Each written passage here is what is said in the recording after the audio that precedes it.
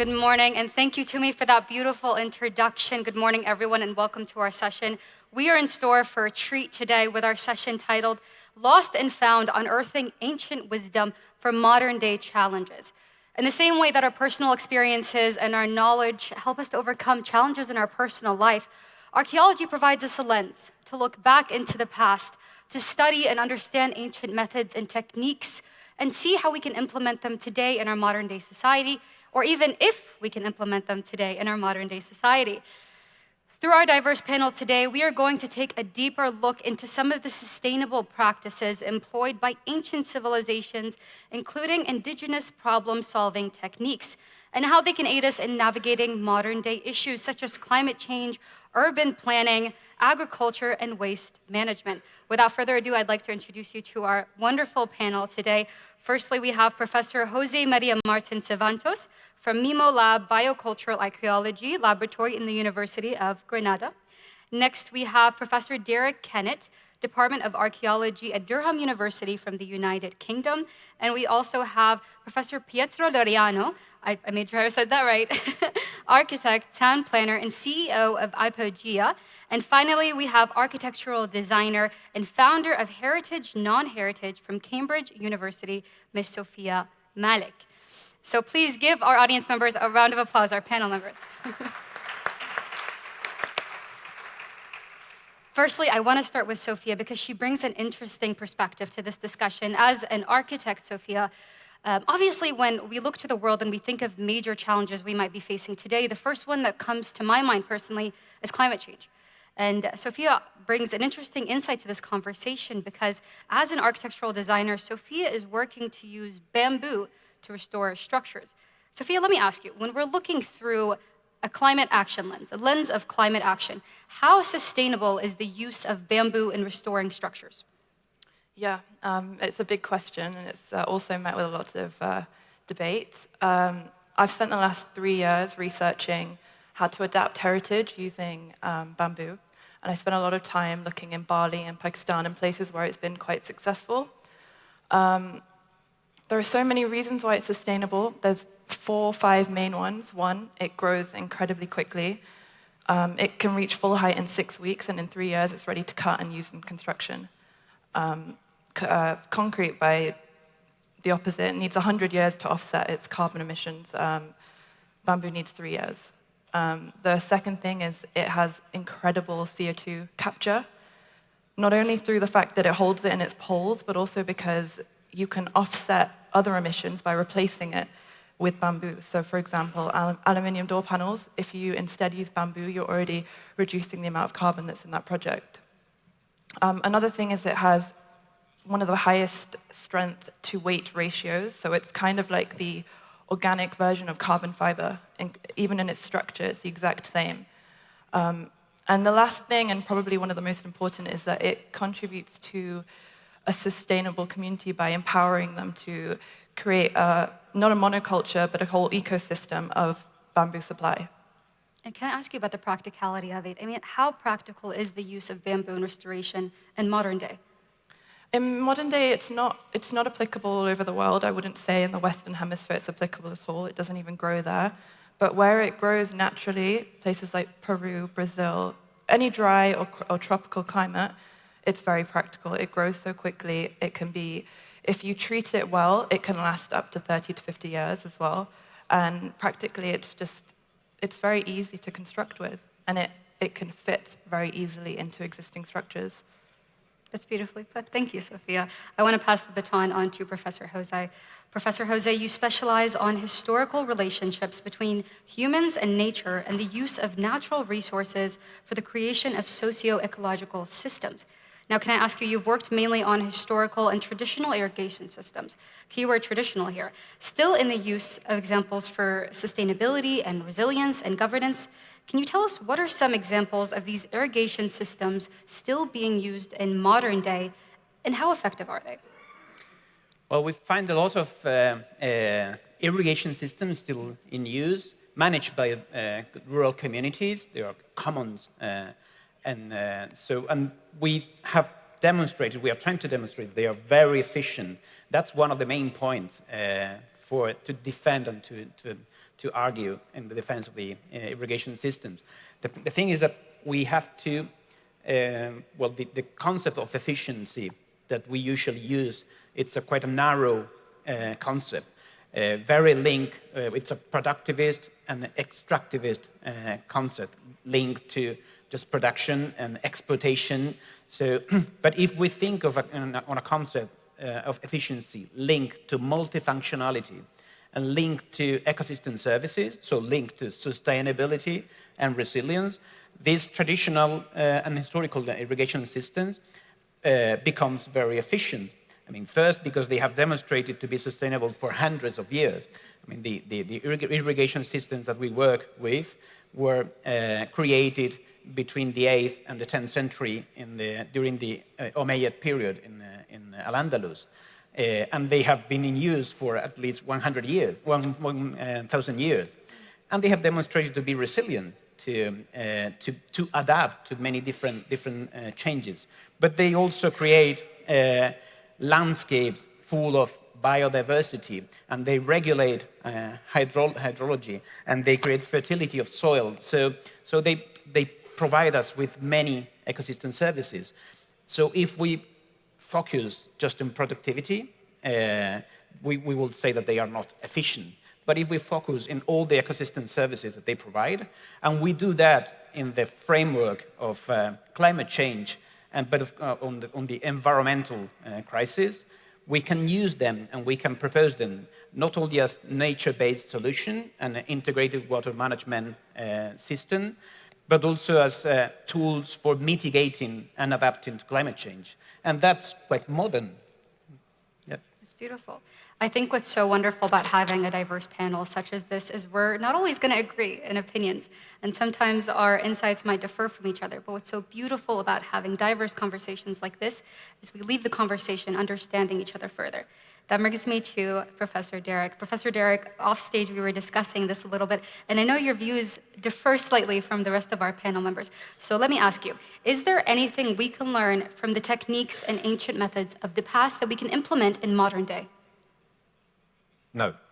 Care to explain? I'm going to play the cynical one here, and I mean, let me go back a little bit, if I can, on that. I mean, I teach, as we all do, probably undergraduates every year.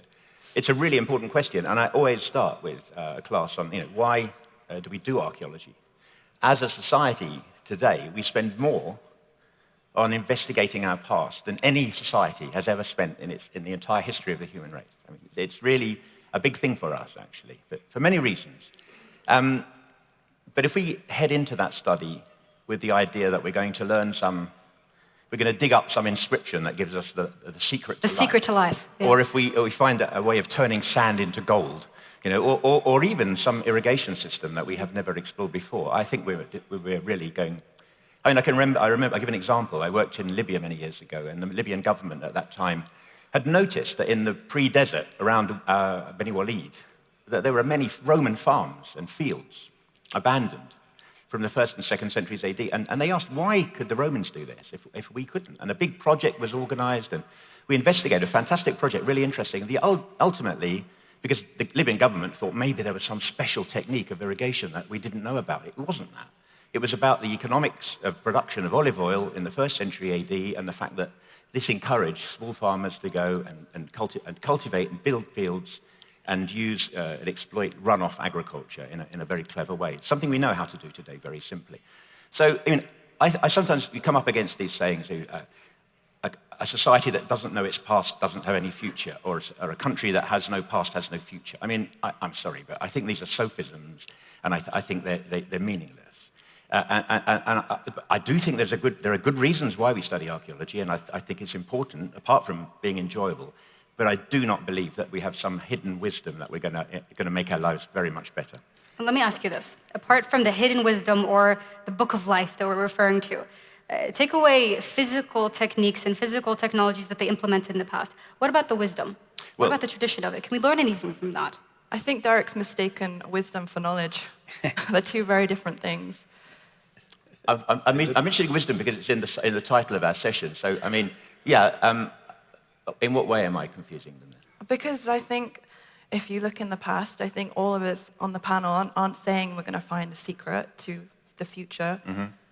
I look at the past and I think that they took huge inspiration from nature, and that's what they employed into the way they were deciding how to do things. And I think we can learn so much from nature. It's always been way ahead of us.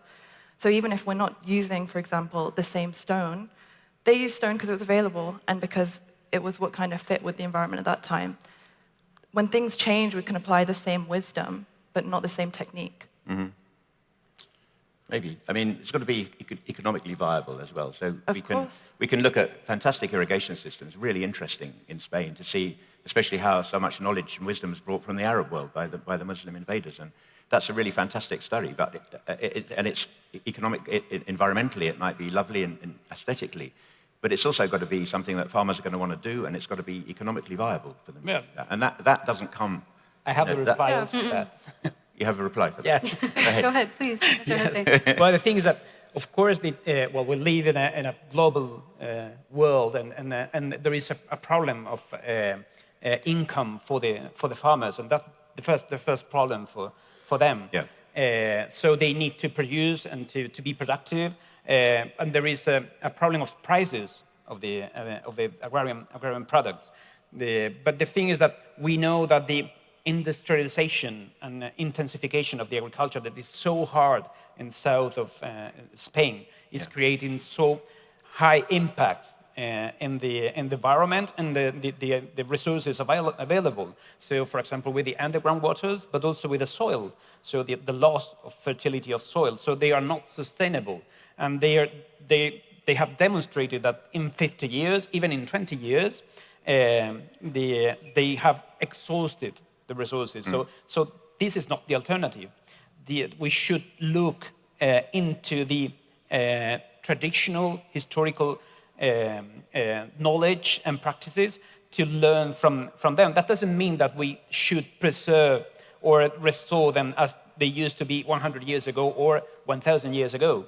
I mean, we need to learn from them, and we need to preserve what should be preserved, all those values that have demonstrated to be useful from many perspectives, not only the economic perspective. I mean, also the governance system, the common governance system, is a very interesting tool of participation in water management.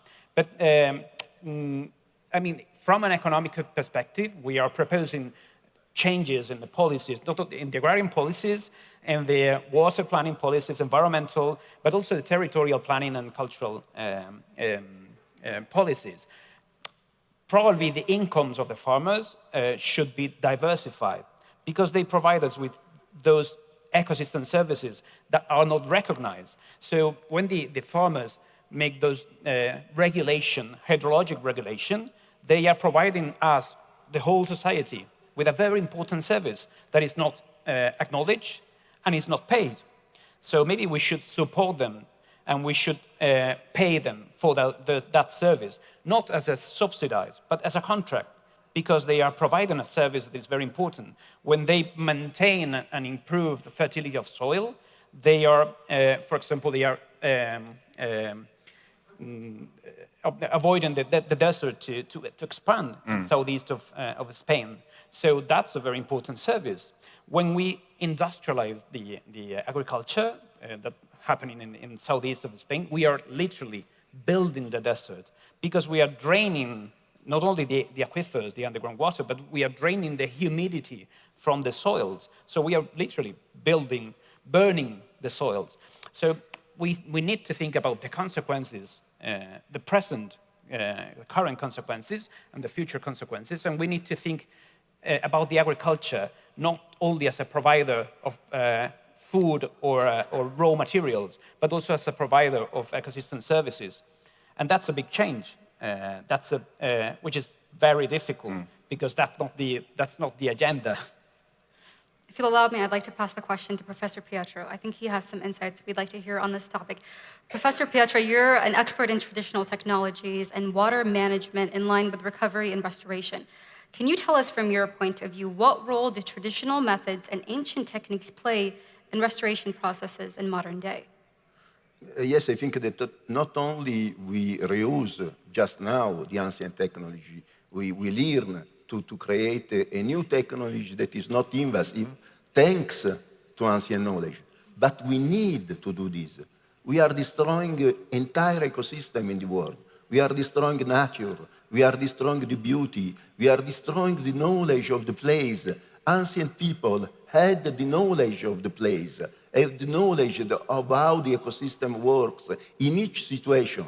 When we forgotten this, we destroy the possibility to live in ecosystem. I'm sure that all the archaeologists that are here, they work with the past because they love what they found. They found beauty, they found adaptation, they found capability. We live now thanks to what was done in the past. With the Industrial Revolution, we transformed completely the world.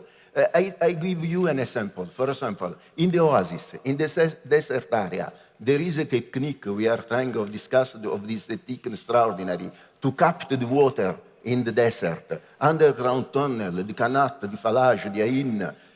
We take the water with this kind of technology, ancient technology, and these techniques can give us only the water that ecosystem can reproduce. We cannot Professor take Pietro, more water. if you'll allow us, I think you brought some slides. I think Yes. the audience would like to see them. Could we present those slides while Professor Pietro is Yes, discussing? I have some slides. So we can have some The visuals. just quantity of water. But if we create a well and we pump the water from the subsoil, then all the water disappears. And also the oasis, the agriculture, all this is destroyed. With an invasive technology, we destroyed the environment.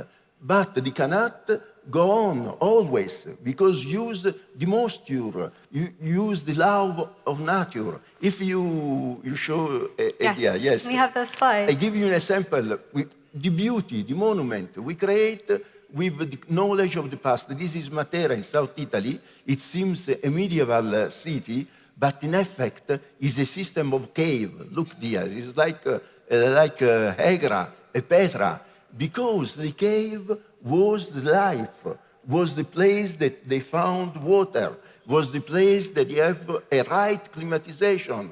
Without energy, we can have now climatization using geothermic system, ancient system, use passive architecture. And this, we are in Matera. There are systems of tumulus and mound of stone that are symbolic place, monumental place, but there were also for water. And here we are in Sahara, and the tumulus was used to condense the water in the night, and you have moisture that you can use to have fresh water in the day. And in Matera, you can see that all agricultural pastoral group create the capability to live in very difficult conditions and create this kind of structure. When we speak of mustatil, enigmatic, are not enigmatic. In Bronze Age, people use this kind of structure for animal, for capture the animal, but also to create water, to create the possibility to drain the water from the soil, and this is the way that Matera works. Old plateau give the water for the valley, and the gravity is used to replenish the cistern, and the water, the troglodytic city had the water, like now in modern time, better of modern town, because use the water that nature can give. This is my house in Matera, in the cave. And I don't need the climatization. I don't waste energy. I use the water that the environment gives me. And we don't waste the water. And this is in Sahara, in the oasis of Sahara. You can see here a canat, a hydraulic system that captures the water in the sand, in the desert. The people had fresh water in the village, and then the water go in the garden. And it's a beautiful agriculture. In the past, the productivity and the beauties, it was always linked. And also the symbolism. This is a great thing that we have to learn again for the past. Not separate the beauty with the functionality, the symbol with the life, the production with the garden. And this is what we can learn from the past, and we can restoring the Qanat. We did this in Morocco, in Algeria. We are doing here in AlUla also. The water come again, and the garden go to flourish again. And we have to do this in all ecosystem, because the knowledge of the people that lived in the past in the ecosystem can give us the possibility to create adaptation to climatic change. We have to do, because see in Libya what happened. Modernity built in the Wadi. We know that the Wadi flood. And now people die for this, for the modernity. Because ancient people never built in the Wadi, because the flood arrived.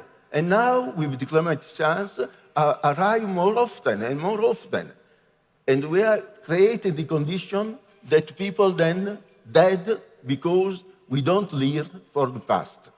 Professor Derek, I'd like to hear your... Oh, Sophia, please. Could I add something? I think Pietro said something really important that isn't often mentioned. And even in architecture, it's kind of clouded. But the idea of beauty, I think since the beginning of time, we've been able to tell what is beautiful. You don't need a degree to know what you find beautiful. And I think when we look to the past, we're excited by finding something that we see as beautiful. And I don't think if we found a concrete building, we would uncover it and think, wow, amazing, well done. I think it's something we should incorporate. And I think, Derek, if you're still against bamboo, I urge you to go inside. I love bamboo. Derek, I want to hear your insights, because I saw I don't know why you didn't holding bring it, some so with you. I want to hear your insights into Well, that. I mean, look, Pietro and I agreed that we're going to argue, so it's all friendly, guys. But, he's creating a mythical, dreamlike past, which is beautiful, in which no one dies, there are no floods, everybody's happy. And it's just not true, is it? I mean, the systems that he's describing are fantastic. They're brilliant, and I love to... But they are... What do we have to think about? One big advantage they had in the past is low populations that we do not have to support today. The level of productivity that we have to achieve today in our agriculture is so much higher that these systems... The first question we have to ask is, can they do the job for us? And let's see how they tell us that we can. I want to ask you about one more thing, Derek, and then I want to pass the mic to you, Jose. We had an interesting conversation yesterday where you mentioned that the past can tell us a little bit about, it's almost a measurement of social inequality and health. Tell us a little bit more about that. Yeah, I mean, I could go on to that. That's changing the subject a bit. But yeah, I mean, I don't want to sound like I'm talking archaeology out of existence, right? I have a strong belief that archaeology is a useful and important subject, but not for the reasons that we're discussing now, I don't believe. For me, why do we study archaeology? Very quickly, I think there are two important reasons. The first and most important is that we have a fascination with the past. We can't avoid being interested in the past. That's something that seems to be in every culture, every human culture. So it's a passion amongst many people, not everybody, but very many people. And you know, it's a need to know. I don't know where it comes from. We need to know who our parents are. Most of us know, but we need to know who our and our ancestors. And we have this fascination, and that drives inquiry, and it drives a fascination, and it drives a concept of time, which is a really powerful part of our lives, and one of the biggest forces in our lives, and one that we know very little about. So I think that, for me, that justifies spending large amounts of money on archaeology, because as humans, we are interested. But I do think there is also a practical reason, and I think that a lot of the recent work is about, really good archaeological work, is about understanding how societies develop, how cultural change happens, how societies are configured, what level of happiness we can measure, and I'm talking about social happiness, I'm talking about levels of equality and inequality in the past. And a lot of recent work has been using stuff like the Gini coefficient and house sizes and so forth to try to understand how human societies are developed through time, whether inequality is an essential part of human development, whether it's an essential part of complexity, in economic and social complexity. And these are questions that seem to me to be really significant. They may help us to understand how to reconfigure our own society. But it's more like, if we understand ourselves well, we make good decisions about who we are. So if you understand and reflect on yourself, you'll probably make a better choice about who you marry or where you live or what job you take. If you don't understand yourself well, you're more likely to make bad decisions. So understanding our society and how it came to be the way it is and how it's developed over time can help us, I think, to understand ourselves better, to make better decisions about who we are and where we're going. So that would be my very brief. I think it all ties to the wisdom of the past. I mean, it's not physical, tangible techniques we can implement, more of wisdom from the past. I don't think it is wisdom. The wisdom is ours. The evidence that we're using to reflect on is the past. Okay, it's a different perspective. So It's I'm really fighting like on, I said, I'm like I fighting said, on this wisdom no, one, right? I'm not going to let you We through. never want to agree and just say yes, yes, yes. We want to lead the conversation with questions. We want to leave the conversation with a bigger understanding, a better understanding of each other. Professor Jose, I want to hear your insight into this. Well, I think we need to establish a real dialogue between, between tradition, between history and heritage, and modernity. I think if we think about the historical city centers, I think we have arrived to an agreement that, well, the city centers should be preserved because they are cultural heritage. So what we conceive as modern is to preserve them and to restore them. We should try to avoid also the gentrification processes. That's another different point. But nobody thinks that we need to demolish all these old houses, old-fashioned houses, because they are not efficient. But we are aware that we need to preserve those values, those cultural values, for many reasons, for all the reasons also that you mentioned. But we need to improve people's lives and those houses with some commodities, facilities, without destroying the values. So that dialogue, it's quite a complex dialogue, and we need to establish that dialogue in all the areas of the life, mainly in the relationship with nature, which is the main problem, the main current problem. But traditional and historical irrigation systems in many places have produced annually 2 or even 3 harvests per year, with the traditional ecological knowledge and traditional practices. Every year for more than 1,000 years, maintaining and even increasing fertility of soils.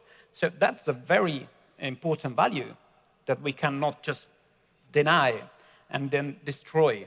So that doesn't mean that is sufficient, because of course we have many other changes and problems, including the demography increase and the number of people that will leave. So we need to establish not only that dialogue, but also the limits and the way that we produce, so that, of course, you can also have some industrial, intensive agriculture, but when, where, and how, and which are the impacts of that industrial agriculture, and which kind of production.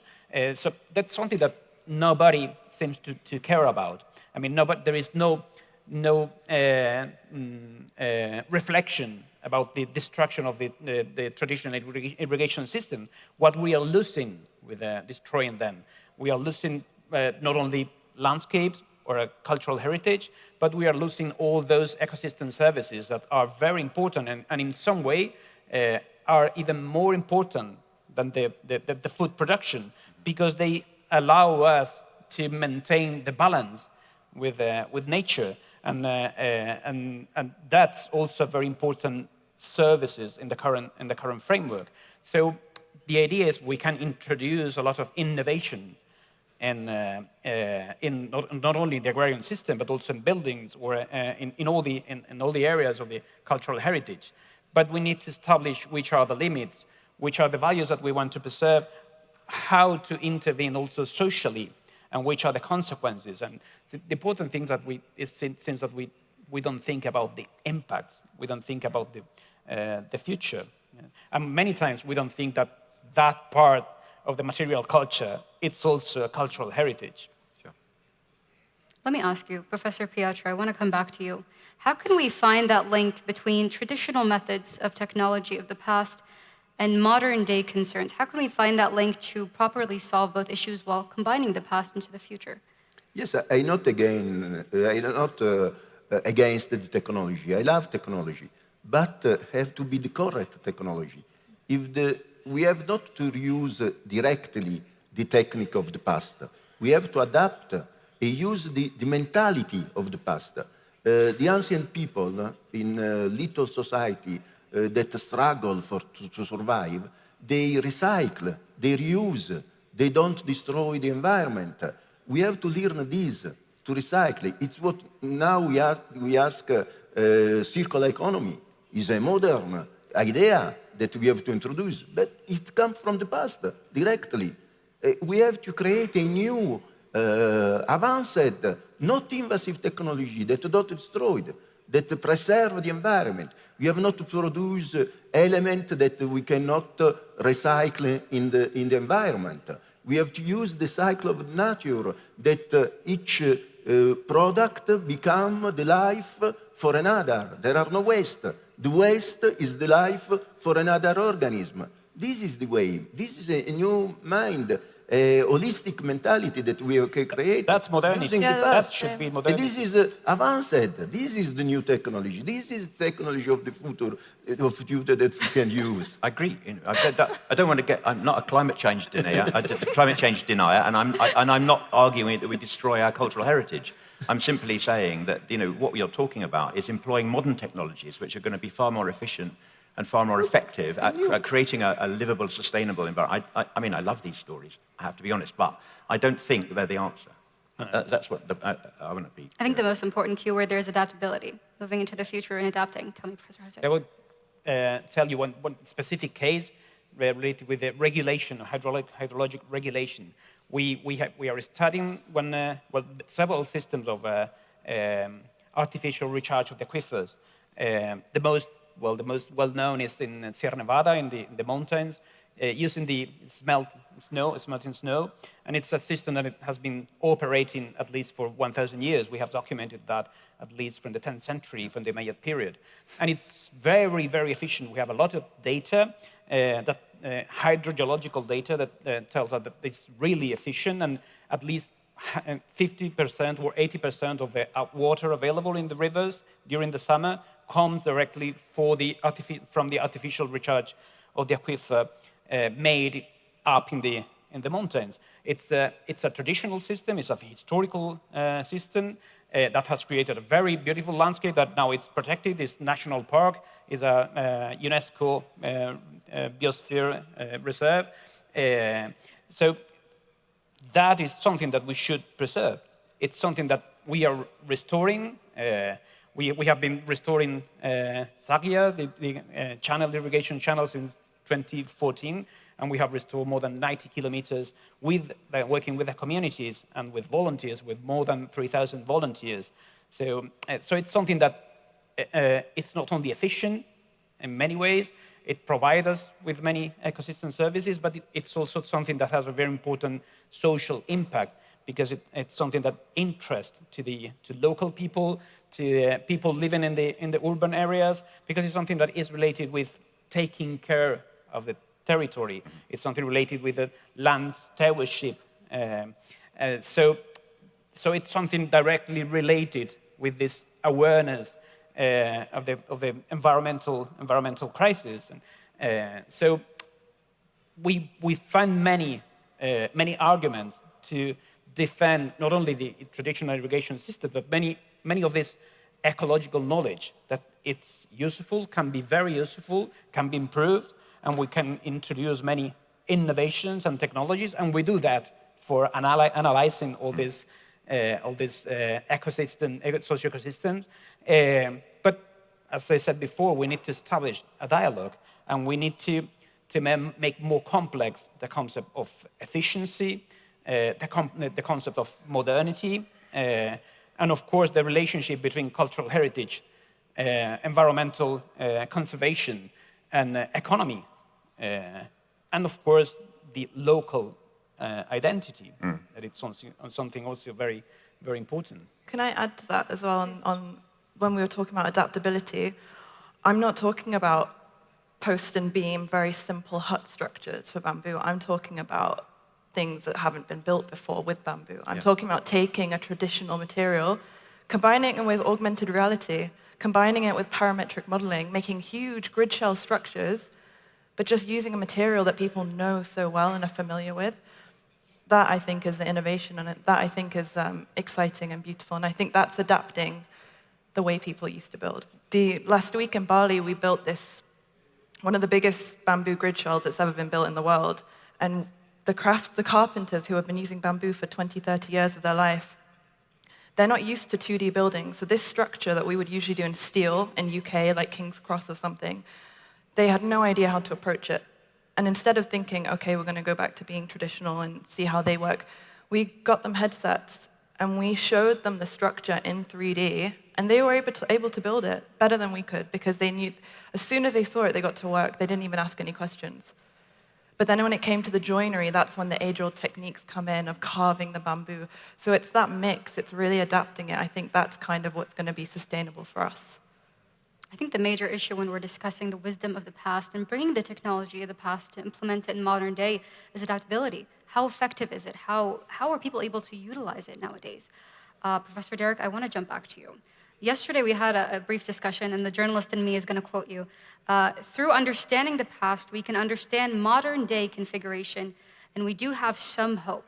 My question to you is, what is that hope, and why is it important to understand the configurations of the past? Yeah, well, I hinted at it a little bit earlier in the way in which, there's been a view. It's being challenged now. There's been a view around for a long time now that's discovered by archaeologists, actually, and in many ways, and now challenged by them, that there's an evolution from a simple human groups of 150, 200, which were more or less egalitarian, and who developed and began to sedentarize when they discovered agriculture, and then they began to build cities, and they began to have different specializations, and they become more complex as a society and an economy, and then we have hierarchy, and we have tension, we have social tension, leads to ideologies that need to explain it. And this is one view which suggests that there's an inexorable route that humanity has to take in order to arrive at the level we've arrived at today, which leads to social conflict and leads to what we might call, if we can agree that an egalitarian society can be called a happy society, and that's a term, and a non-egalitarian society is a more stressed society or a less happy society, then we can say that this model suggests that we've gone in a wrong direction, perhaps. That model's being challenged now quite considerably, but it'll go on for a long time before I think we've really understood. The point is that I think this is a really important thing for us to understand. Why are our societies around the world? They're all configured slightly differently, but why are they configured the way they are? How did they come to be configured the way they are? Are they necessarily configured that way? Do we have to have inequality in our societies in order to be effective and efficient? Or are there better ways in which can we learn, not learn from the past, but can we use past data to think about how we might better configure our societies today so that we can live together better and be happy effectively? Because that, is, for me, is the bottom line. Although that's not something we can measure in the archaeological record. We can do a lot. We can measure a lot of things. We can measure health. We can measure life expectancy. We can measure infant mortality. We can measure a lot of things that tell us that we have improved in many ways. And there are other things that we struggle to measure, like inequality, that we're still working on and so forth. But it's really exploring that whole area where I think archaeology, with the time depth it has, a subject which, not unlike history, historical texts only allow the elites to speak in the past. Where a historical text, Tabari to Pliny, are written by the elites, the illiterate elites. Archaeology as a subject allows the whole width of society to have a voice in our understanding of the past. So that, for me, is also a crucial contribution that archaeology can make to understanding of why we are the way we are today and where do we want to go. You might not agree with me, but I believe that's wisdom. I believe that's the knowledge. But that's my wisdom. That's not ancient the wisdom, Lama. Archaeology, the wisdom of archaeology, and the wisdom of our past. We are not. This is not something that people did in the past. Okay, let's get that clear. This is our modern wisdom that we are applying to the past data. So let me reword it. Let me ask you this question: is there an example in archaeology? Is there an example in archaeology where the accumulation of wisdom of the past can help us understand any modern challenge we might be facing now? Yes. Can we go to somebody else while I have a think? It might be a long time. You don't agree? No, there isn't. We might run out of time. I think they're giving me. You told me you weren't going to ask me any tough questions. It's not. I want to hear your insight. There's no right or wrong answer. Well, the example I gave in Libya a while ago, I'm going to need to think a little bit about maybe my colleagues can help me. They should be able to, because they believe it. I'm enjoying seeing you sweat. We can jump back to you if you'd like, because I haven't heard it from Professor Pietro as much. So if you would like, we can jump back to you. Professor Pietro, can I actually hear from you on how, okay, so we were talking about adaptability and how effective irrigation system is in traditional technology. Can you tell us practicality, in the most practical sense possible? How effective is it to implement traditional techniques into modern day? How we can reuse, how you can apply. For example, we need building that don't need to be linked to the grid of energy, of water, that can produce its own water, that can recycle the waste, they can be autonomous for the environment, a sustainability with the environment, that don't destroy it and keep resources from the nature. We are destroying all the resources of the nature because we produce waste. Is a technology of the waste. We produce a lot quantity of the food and then we put away this food, we create waste.